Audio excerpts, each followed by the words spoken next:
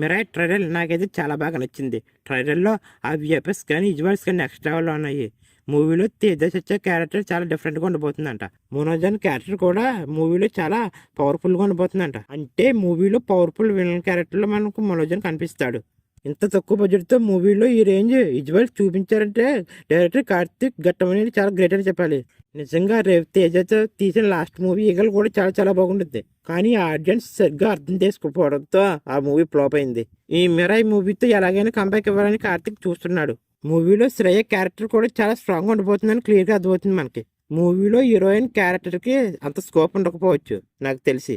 హనుమాన్ మూవీలో హీరోయిన్కి ఎంత స్కోప్ ఉందో ఈ మూవీలో కూడా ఈ హీరోయిన్కి అంతే స్కోప్ ఉండొచ్చు. మూవీలో అశోకుడు 9 పుస్తకాల గురించి మనకు చూపించారు. ఈ 9 పుస్తకాలను హీరోయిన్ మంచు మనోజ్ ఎలాగైనా దక్కించుకోవాలని చూస్తాడు. తనని ఎలాగైనా ఆపాలని హీరో అనుకుంటాడు. మంచు మనోజ్ ఆ 9 పుస్తకాలని దక్కించుకున్నాడా లేక హీరో తేజ సత్య తనని ఆపాడా లేదనేది మూవీలో చూడాలి మనం.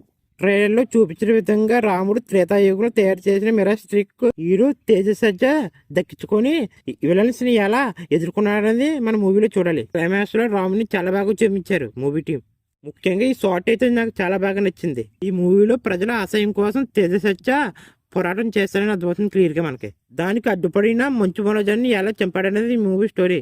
ఇంకా మూవీలో ఈ గరుడ పక్షి కూడా హీరోకి హెల్ప్ చేస్తుందని అనిపిస్తుంది. ఈ గరుడ పక్షి సాయంతో ఆ మిరాజ్ స్టిక్ ని హీరో ఎలా సాధించారనేది మన మూవీలో చూడాలి.